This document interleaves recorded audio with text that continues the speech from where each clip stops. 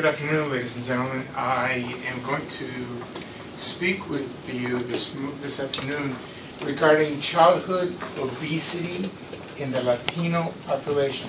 It's very, very specific. I'm a cardiovascular surgeon from USC. I am also a medical advisor to the Alfred Mann Institute of Biomedical Engineering. And so for the next 45 minutes, I'm going to talk to you about the implication of what it deals with being fat and being a Latino. So we're going to define what is childhood obesity. We're going to discuss the obesity epidemic in the Latino youth. We're going to speak to issues regarding physical activity, eating habits, media advertising. We're going to implicate childhood obesity in the Latino population in LA, California, and southwestern United States. A lot of the data that's coming out is out of the southwestern United States. So we're going to discuss possible future trends and goals to prevent this future epidemic. So just to start with, I know that some of us in the room are Latinos, some of us are Hispanic. So I will tell you that in the literature, a Latino is any people living in the United States of Latin American descent.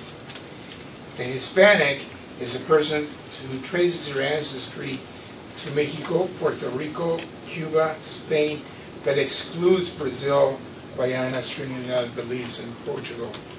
So this is the problem, isn't it? Our kids come home, we throw them into the den, they start playing with Nintendo, they start playing with looking at the TV, and they've got to have a snack before dinner. So be very, very careful. Those of you who have children, especially in the age group, be very careful with them. And it just gets worse. A fat kid gets into a bigger kid. And to begin with, there's a culture of silence within the Latino community. I don't know what it is in the Indian community, in the Iranian community, but in the Latino community, a lot of these people do not go to the doctor. Take the LA County Hospital, for example. Those people are first-time care recipients. Those that survived made it to the hospital. Those that did not, didn't. And so a lot of these patients are going to be patients that are very silent in how they approach the physician. A lot of, in the culture, being American is bad, being Latino is good. An American doctor is bad, a Latino doctor is good. So they will tend to go to a Latino doctor rather than go to an American one. Frida Kahlo was one of our mainstays of art in Mexico, and even she had a lot of health problems. And she said at the end, she said, "I hope the exit is joyful, but I plan never to return." So she is an example for us of who we are as a culture. And in some of the popular magazines, they even have jokes about this, burning the grease, and this is the way we do it. So, all right, so here's what I say, that a fat kid becomes a fat adult. And I'm going to show you how that happens. I'm going to show you the data, not only of kids, of children, but of adults as well. So in our culture, a little girl like this is so cute. Look at her, she's full of life. In actuality, she's just a girl. And if you take a look at the people next to her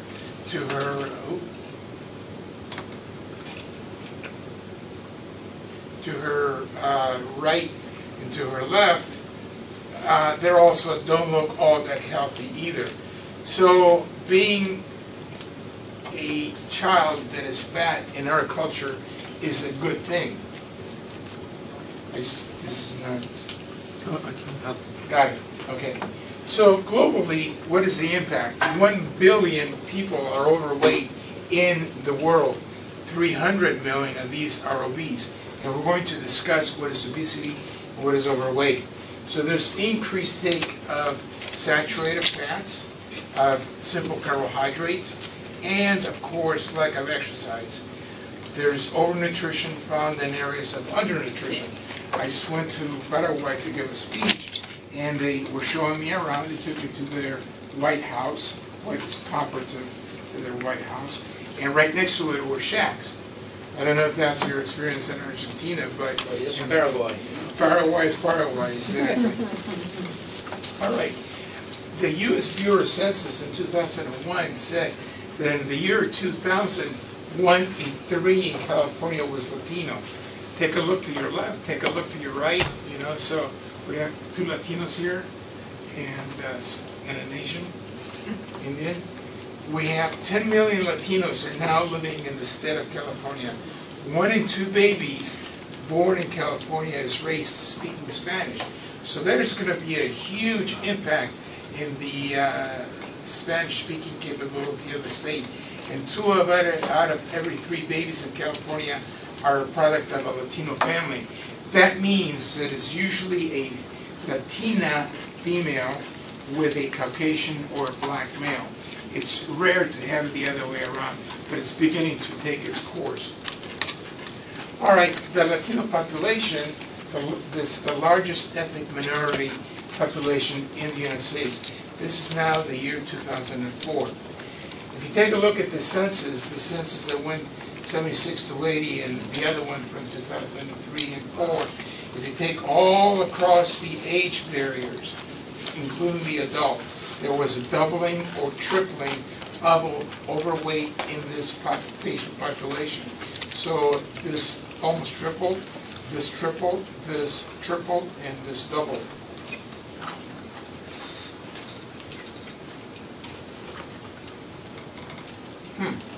So now in 2011, as Bill was saying earlier, obesity is not specific to the Latino population.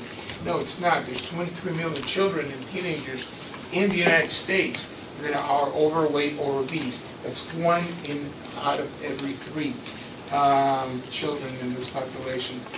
Now, in 2011, 1 out of 10 Caucasian children aged 2 to 5 is obese. In the Latino population, 1 out of every 6, which is worse, is obese. By the year 2050, 1 in 3 people in the United States is going to be Latino. That's 1 in every 3 under the age of 18. That's where we're going to target our advertising and our medical care. Now, in the future, children born into families outside of the United States are going to be leaner than those born within the United States. A lot of it is what we intake. 1 in 2 Latinos born today will become diabetic. Think about it. Half of the population, Latino population, is going to be diabetic. This is a microcosm of where it really exists. If you go north, you're going to hit Pasadena, where there's a lot of wealth and there's a lot of greenery. If you go east, you're going to hit East Los Angeles. If you go south, you're going to hit southeast Los Angeles and then the downtown area. And here, as we sit where we are, if you go 20 yards this way to my right, you're going to see a lot of Asian skinny kids that are running around in shorts, flip-flops going to class. If you go 20 yards that way from where we're sitting, you're going to hit the downtown area where it's mostly Latino and a lot of chubby kids. So if you go to gender, Latino boys are going to be less obese than Latino girls, all right? It's according to these authors. I hope the batteries are never going to give up. Okay, so what is the possibility or the probability that a child is going to become obese? If you take a child and you pair him with his best friend, there's a 100% probability that that kid is going to become obese. If you pair the child with an obese brother, there's a 44% chance. If you pair the child with an obese sister, there's a 7% chance. And if you take a look at genetics, there's alleles for insulin-resistant diabetes, hypertension, and orthopedic problems. Once you start gaining weight, your knees, your hips are going to start giving you problems. So, if you take a look, I should be targeting the computer, right? Yeah. There's a lot of data. If you come to my office, I have it. data this thick sitting in my desk of how to justify all of this data that we're showing. And this works. What? It's not working. Yeah, I mean, I agree. All right. So if you take a look at the physical activity for number one, Caucasian kids watch an average 2.4 hours of TV a day. Latino kids are going to watch a little bit more to 3.2 hours of TV per day. But for an extra hour of TV that you add, you're going to add 167 calories a day. If you go day by day by day by day, by week, by month, that's a lot of calories that you're going to add to these kids. Usually 1/2 of the general population of children are involved with baseball, football, soccer, anything else that you want. 1/2 of those in the Latino children are involved in sports. So that's half of our usual population. And less than 1 in 10 of school programs have physical activity.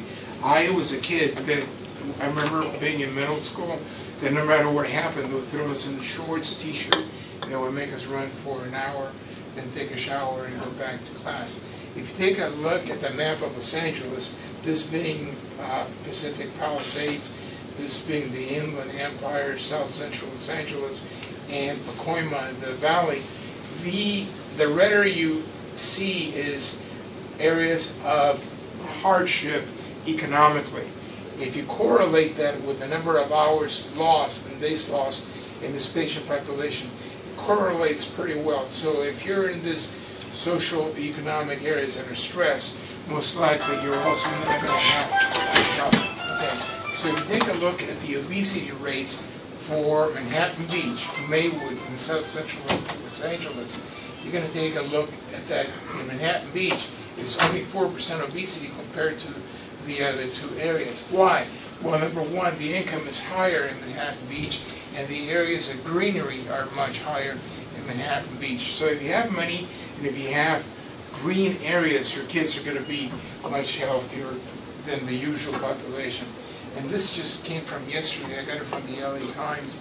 There's a shooting in South LA, party killing 1 and injuring 8.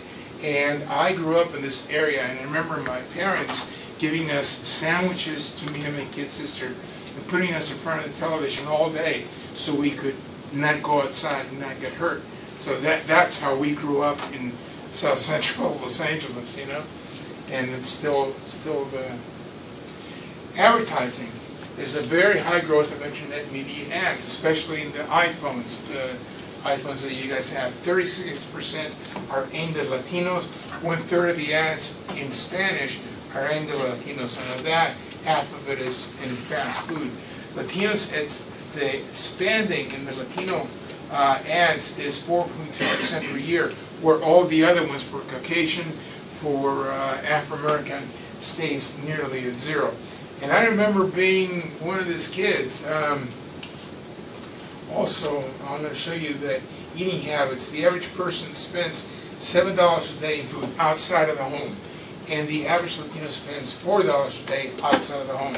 And the average, if you want to cook a 2,000 calorie meal, it's going to cost you, if you go to Ralph's or whatever store you want to go, $10 to $36 to fix that meal for your family.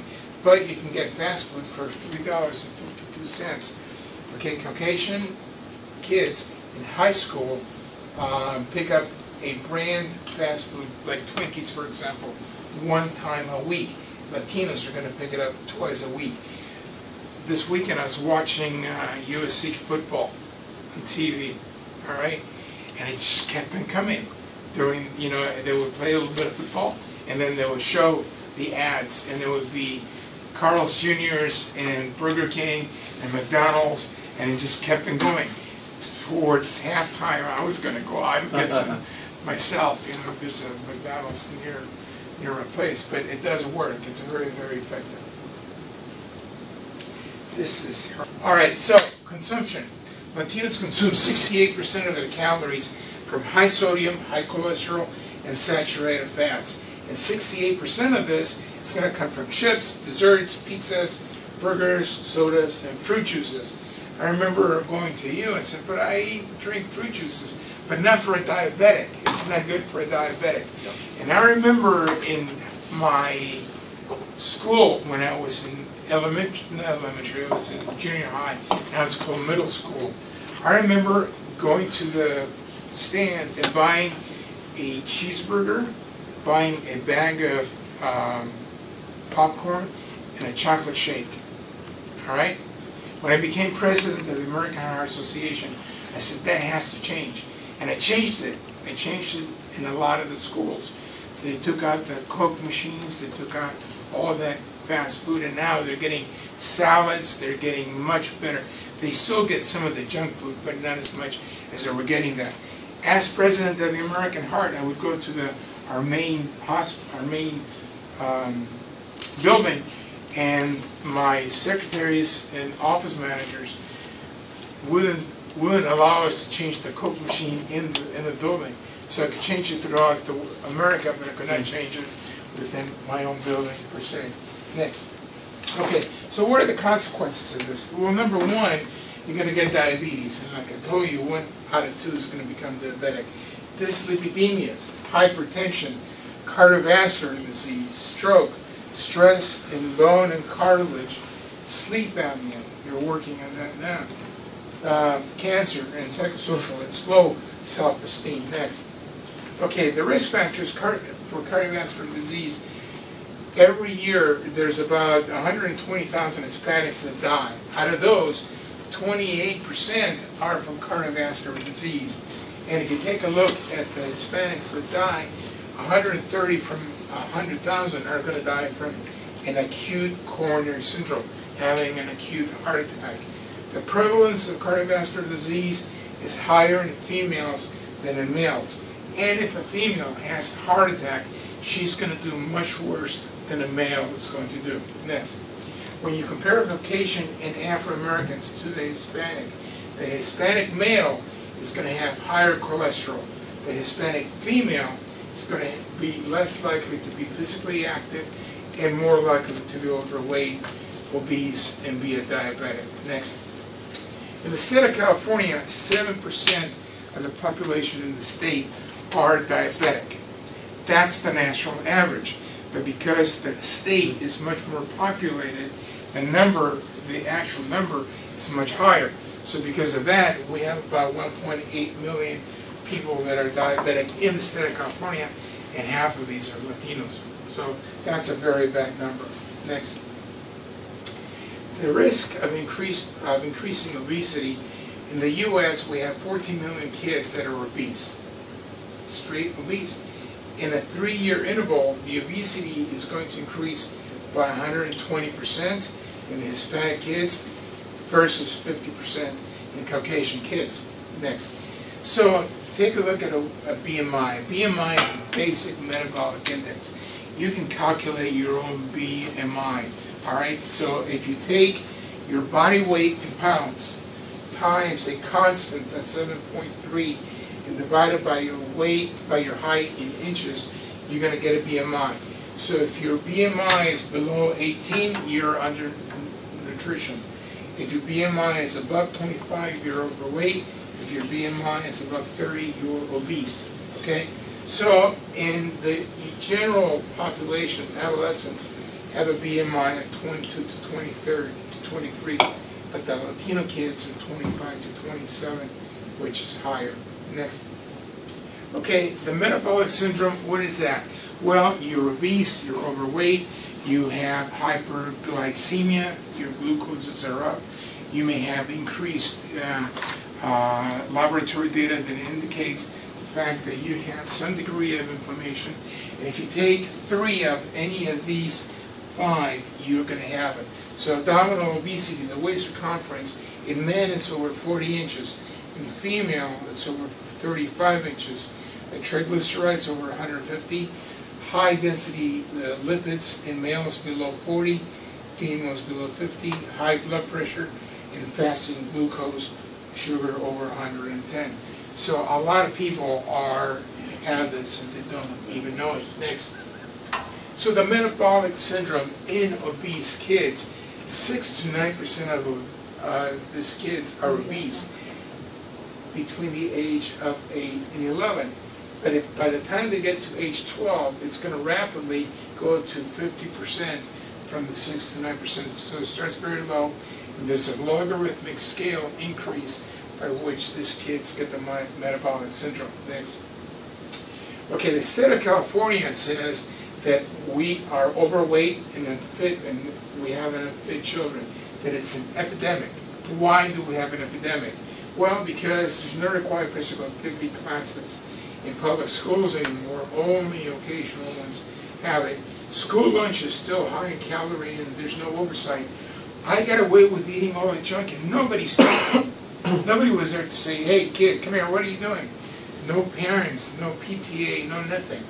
Okay, urban living in California leads to less physical activity. Who wants their kids to go out in South Central LA and get hurt, especially when there's a lot of shootings? Urban violence is a deterrent to these communities, and two-income families do not have time for kids. One parent will go pick up the kid, the other parent will go pick up the other kid. You pick him up from school, you take him to soccer, you take him to other activities that you have, to the tutors, and so you just don't have time. Next. So what do we have planned? Our plan for the future. Next.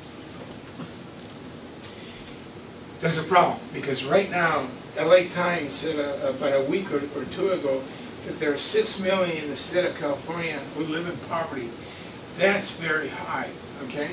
And 1 in 5 residents lack health insurance. So how are we going to ask parents, take your kids to the doctor? They have no ability to do this. What's the usual excuse that they have when they come and see you? Well, skewed population. Most kids in the state of California have access to some form of health care. Right. The problem is where to go. Do they know how to access? Well, they can't even pay for parking. Right. But, yeah, Right. parking is #1 problem. But it is, you know. It's horrible. Next. All right, and so this is coming. Little kids grow up to be teenagers grow up to be adults, and it's coming. It's a sleeping giant. Business Week had an edition where they call it the Hispanic nation. Whether you're legal or illegally here, you're still going to make a big dent in the economy of the United States. Next. And you have editors and authors like David Hayes Bautista, who came out with this book. Healing Latinos have a chapter in that book. And he came out with his other new book, La Nueva California, in which he states what the employment rate, now it should be different because of what's going on in the state. And they're very popular books. So we have to start educating doctors, we have to start educating people, and we have to start educating kids. Next, what should our strategy be? Well, number 1, weight loss and exercise. You do it at school, you re-implement those school programs, and you implement it at home. You don't just tell your kids, go outside and play in the backyard. You go out with them. You teach them how to play soccer, how to throw a football, and you know that you're going to be out there with a given set of time. Lifestyle changes, parents must be involved in it.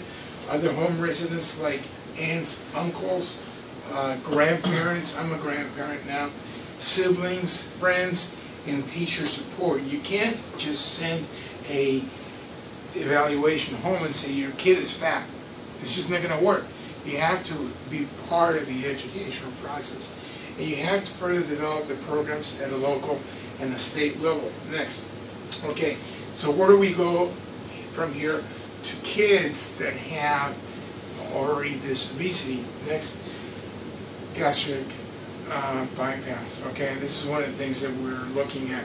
And I was going to have a video on the actual film of a gastric bypass, but it also left it. It didn't work, the hyperlink. But this was what Elizabeth and Andy were telling us. You know, what you do in these kids, next slide, is you do this gastric bypass. And take a look at the statistics. Also, it's a logarithmic curve going up in the number of these kids who are getting it. Some of them do have insurance, some of them are able to get the bypass. Next, please. All right. So how about kids that don't sleep much. My kids used to have, because we wanted to keep an eye on our kids, we would have sleepovers from a lot of other kids. You're going to have that with Mason, you know, and so those kids are going to stay up at night playing with Nintendo. They're going to be playing with a lot of toys at night, and you're going to be asleep. I remember my son at 2 a.m. came and hit me on the shoulder and said, "Dad, can you drive us to 7-Eleven?" I said, 2 a.m. Where do you want to go to 7-Eleven? And when we want to buy Jolt Cola. Now it's like Red Bull and some of the other additives they have. But they stay up all night and they get hypertensive. Eventually, with this hypertension, this kid, you have a kid coming. So you're also going to be part of this. They become hypertensive. Anyway, next. We are thinking of even using statins in kids. The only problem with the statin is that a statin will prevent some of the heart disease, will mitigate some of the heart disease. The only problem is that you can have liver disease if you don't watch these kids. And there's nothing proven in it, but we are trying to put them, to have them be involved with giving them this medication. We're thinking of coming up with a syntax. Assemblyman William Moaning from Carmel said that he was trying to push AB 669, which is 1 penny penalty for every ounce of soda with sugar or high fructose corn syrup, which are involved in sodas, energy drinks, and sport drinks. Next. So, how did it go? Well, it didn't go very well because we're actually punishing people for unhealthy behavior. And so what? Well, the problem is that the government does not have the right to do social engineering. It doesn't have the right to protect us from ourselves. We're going to keep on hitting ourselves. Okay, next. All right, so to end, what do? We eat less. We teach our kids to eat apples and to eat bananas and to eat vegetables, celery, cucumbers. We exercise more. Remember that a Big Mac is 500 calories. If you supersize it like I do once in a while, I eat this once a month. Once a month. And you should know that, once a month. It's too much. Hang on. You think I'm as policeman? Yeah. Good guy. I'm just here to give information. And a chocolate milkshake. Comes up to about 2,200 calories. All right, so each time you put it in your mouth, think of this. Think of the 2,200 calories you have to do more. I had a tremendous video from YouTube that didn't come out. Next. This is a great resource, Salud America. It gives you the information for the southwestern United States and for the rest of America. For kids that are obese, how to deal with them, the statistics. It's very, very good. So if you're interested, this is a good place to go. Next. Any questions for you? Yes, ma'am. So I have a 14-month-old, and I avoid giving him any kind of juices because I insist that it's better he gets the fruit rather than the juice, and that's the trend I want to follow because juice is just the sugar and some flavor. But your acid, they eat away your enamel. And it's better he gets the fruit because he gets fiber along with it, which is great for digestion and the whole thing. But I am pretty free with him as far as his intake of, say, cheese and butter goes, but do I need to watch out for that? We're all human. We're all human. You can give them to them in small amounts. Yeah. Okay? And that's fine. That's okay, and they should taste great. Put some lemon in it, give it to them. So cucumbers is great, celery is great, some of the other bulk raw fish as well, use cereals. I came home with sugar frosted flakes and my wife threw me out. She sent me back to get a different type of cereal for the kids. But I thought it was good, And the lady at the checkout counter asked me, she said, "Who's this for?" I said, "My kids," and she started laughing. She said, "Yeah, right, it's for you." So, but you're right, it's a little bit of a mixture. Right, that's my concern because I know that right now he needs the fats and stuff because he's still growing. And then kind of gets, you know, they just get used to it, and then, Right. you know, trying to cut it down, then all of a sudden, like, oh, you're not supposed to eat that, because, hey, you're gonna get fat. Yeah, it's very, very easy when you're driving home, you're tired, they still have to do homework, to stop by McDonald's and say, okay, you guys want some chicken tenders? Yeah! You know, and we get it for them, you know, and so it's very easy to do compared to going home and preparing it for them, also putting them in their lunches. You know, even if they trade with somebody else, they're still going to be exposed to them. Let me ask a question. Yes, sir. Yes, sir. I find it interesting that so few of the schools now have PE as part of the day. I know we were like you, forced to do PE every single day. Yeah. Is there a movement to try and get that back into schools Yes, now? there is. Is there? Yes, there is. Budgets, is it working? sorry. Yeah. They've basically fired all the coaches. Right. So There's no one there to do it. history teachers double up as coaches. Yeah. So the kids perceive this as not being very important. Yeah, we've got to change the culture. It's day by day. Yeah. It's an entire culture that we have to change. Well, diabetes is going to cost us a lot more than coaches in schools, I think. But that's a delayed Yeah. expense. Different budgets. It's not real visible. Well, I'm just fortunate that my kids are extremely active. They're being homeschooled, but my 8.5-year-old does laps around our living room. We have a very, very long living room. Or he'll go outside and That's just run fine. laps in the front Yeah. yard for an hour or 2 hours at a time, just because he loves to run. Yeah. It's called lack of peer pressure. But you know, with Nintendo, at least they came out with the Wii Fit, and you know, they have the Wii Sports editions where, you know, they actually try to get, you know, kids or, you know, even the adults to get involved with, you know, jumping up, because it's all motion censored. But I've figured out that even with their Wii Sports, and not their Wii Fit though, but with their Wii Sports, although they expect you to get up and, you know, play tennis, I mean, my husband can just sit and, you know, do this and still get away with playing tennis and winning the damn game. So, yeah, but I think a Wii Fit is a good idea because it actually expects you to stand on that balance board and work out. And Have you tried it? Yeah, I have one at home. Not that I get to use it these days, but it is pretty good. Sure.